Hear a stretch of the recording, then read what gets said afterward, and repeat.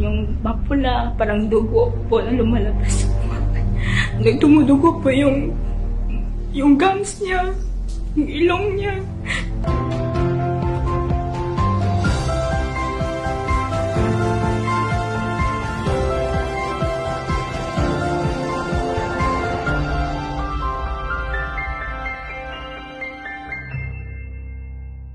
Hello, I'm Maris Tigara, mama po ni Althea Marie Tigara Casas. Taga Duhali, Davao del Norte po kami. Bago po nag-start yung sakit niya, may nakita po kaming mga pasa-pasa po sa kanya. Dito po sa legs at saka dito po rin sa kamay niya.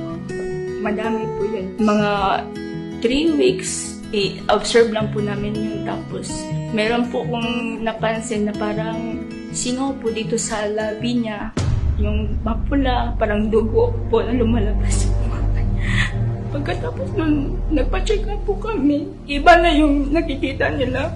Lumabas po yung result po. Ang baba daw ng hemoglobin, pati yung platelet, white blood cells. Sa sobrang baba po nun, nagtumudugo po yung gums niya, yung ilong niya.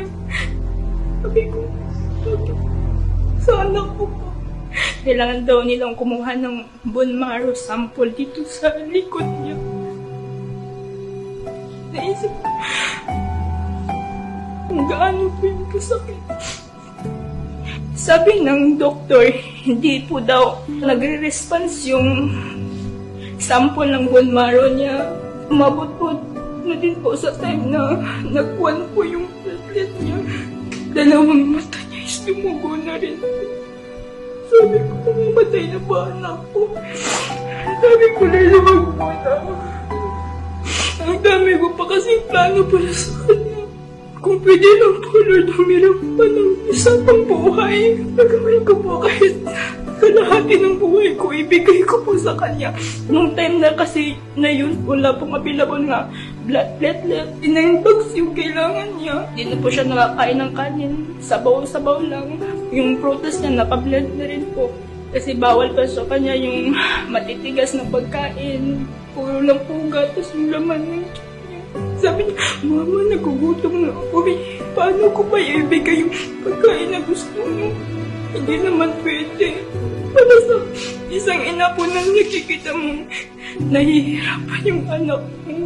Nakikita mo, nasasaktan siya. Sa bawat tusok po ng karayong, sa bawat hapdi po ng pagpasok ng dugo sa pugat niya. Pwede lang, ate, gawin ko lahat. Kahit akuin ko pa lahat ng sakit mo. Para lang sa'yo.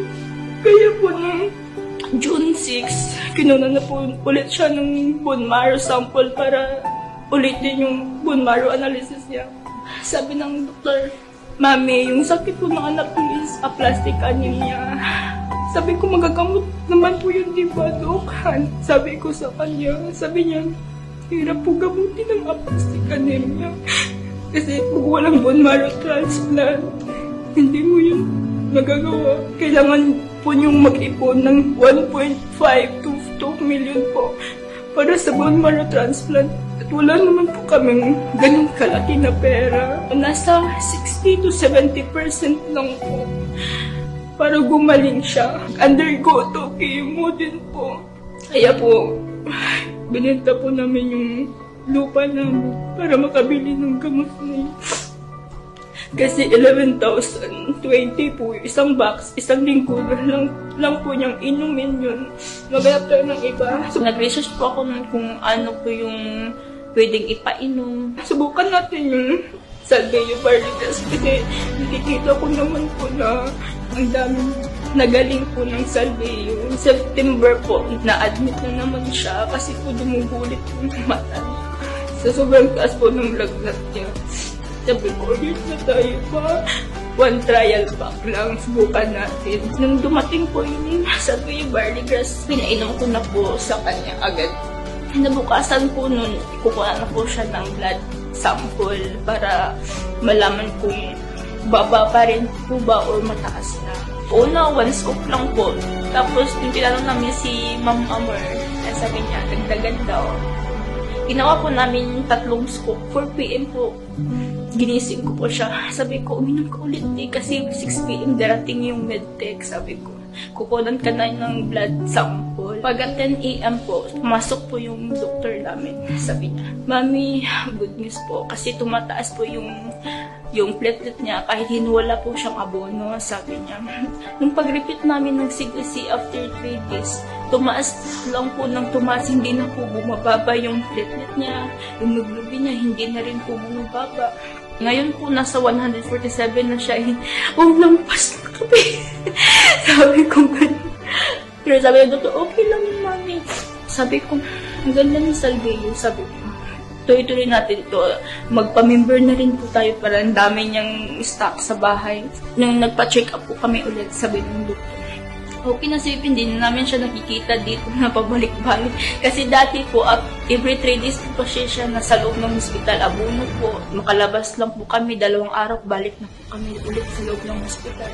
Napakahirap, umiiyak na umiiyakin siya. Ayaw na niya makakita ng nurse. Sabi niya, tutusok ko na lang ako yung mama. Sabi niya, ganun. Sabi ko sa kanya, sige, uminom ka ng maraming Salveyo para hindi ka na bumalik doon. Sawa po ng Diyos, 9 months na rin po.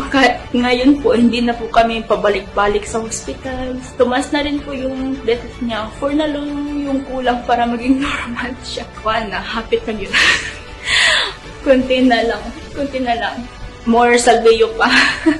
Nagpapasalamat po ako kay Salveyo at kay God na gumaling po si baby po. Kaya sabi ko, sana hindi magkapatotoo yung sinabi ng doktor na lifetime siya magkaganito. Kasi ang hirap po makikita mong pabalik-balik ang anak mo sa loob ng hospital. Kaya laking tulong po ni Salveyo po sa amin. Laking pasasalamat po namin doon kay Salveyo. Sa kay God po.